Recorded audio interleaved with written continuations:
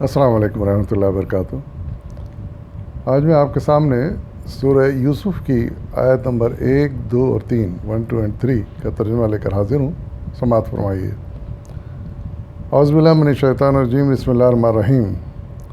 یہ اس کتاب الف لام را، یہ اس کتاب کی آیات ہیں جو اپنا مدعا صاف صاف بیان کرتی ہیں۔ ہم نے اسے نازل کیا ہے قرآن بنا کر عربی زبان میں، تاکہ تم یعنی اہل عرب اس کو اچھی طرح سمجھ سکو۔ اے محمد، ہم اس قرآن کو تمہاری طرف وحی کر کے بہترین پیرائے میں واقعات اور حقائق تم سے بیان کرتے ہیں، ورنہ اس سے پہلے تو ان چیزوں سے تم بالکل ہی بے خبر تھے۔ صدق اللہ العظیم۔ اس میں 3 آیتیں ہیں، میں نے آپ کو ترجمہ پڑھ کے سنایا۔ پہلی آیت میں اللہ تعالیٰ فرما رہے ہیں کہ یہ کتاب جو نازل کی گئی ہے نا، قرآن مجید بالکل صاف کھلی کتاب ہے، جس کو پڑھنا اور سمجھنا قطعی مشکل نہیں ہے، خاص طور سے اہل عرب کے لیے جن کی زبان میں یہ کتاب نازل کی گئی۔ انسان تھوڑی کوشش کرے اور تھوڑا وقت دے تو اس کو پڑھنا تو آسان ہے ہی ہے، اتنا مشکل نہیں ہے۔ جو عربی تھوڑی سیکھ جاتے ہیں وہ پڑھ سکتے ہیں۔ اس کو سمجھنا بھی اتنا مشکل نہیں ہے، کیونکہ قرآن کے اللہ تعالیٰ کے قول کے مطابق یہ کتاب بالکل کھلی صاف صاف بیان کی گئی ہیں تمام باتیں جو اللہ تعالیٰ بیان کرنا چاہتا تھا۔ کسی قسم کی اس میں مشکل یا کمپلیکسٹی نہیں ہے۔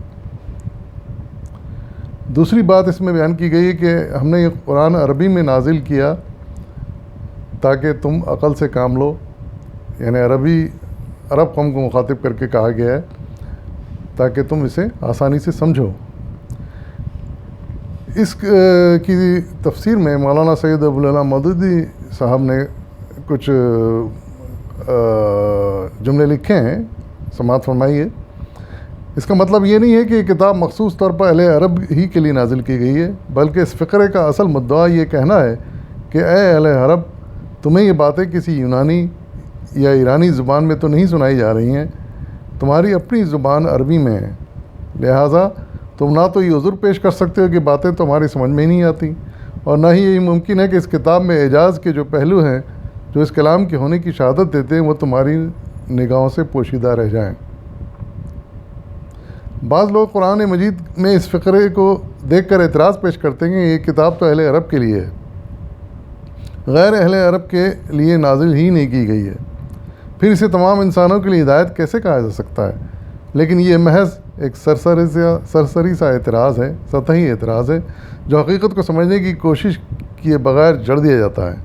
انسانوں کی عام ہدایت کے لیے جو چیز بھی پیش کی جائے گی، بہرحال انسانوں کی زبانوں میں کسی ایک زبان میں پیش کی جائے گی، اور اس کے پیش کرنے والے کی کوشش یہی ہوگی کہ وہ پہلے اس قوم کو اپنی تعلیم سے پوری طرح متاثر کرے جس کی زبان میں وہ اسے پیش کر رہا ہے، پھر وہی قوم دوسری قوموں تک اس تعلیم کے پہنچنے کا وسیلہ بنے۔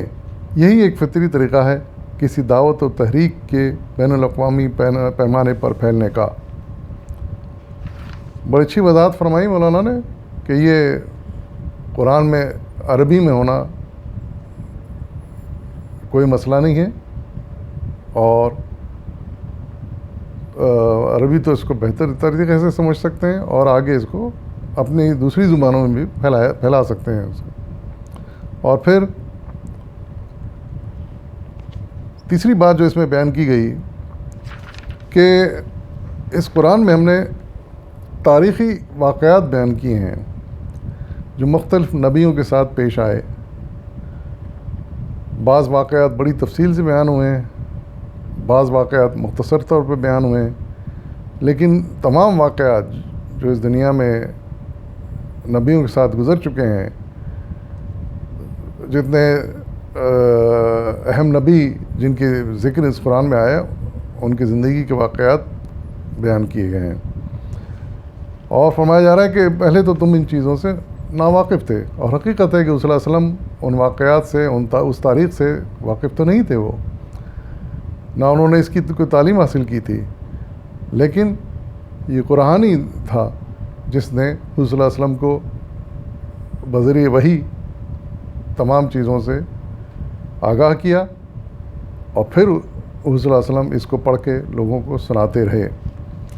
تو اس سے یہ بھی کہنا مقصود ہے کہ حضور صلی اللہ علیہ وسلم کوئی بہت پڑھے لکھے اور بہت تاریخ داں قسم کے انسان تھے نہیں، وہ ایک سیدھے سادے امی تھے، لیکن اللہ تعالیٰ نے اپنے وحی کے ذریعے سے ان کو تعلیم دی، اور انہوں نے ایسے اہم ترین واقعات اس قرآن کے ذریعے بیان کیے۔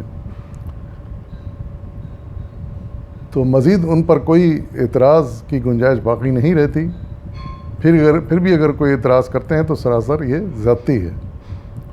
وآخر دعوانا والحمد للہ رب العالمین۔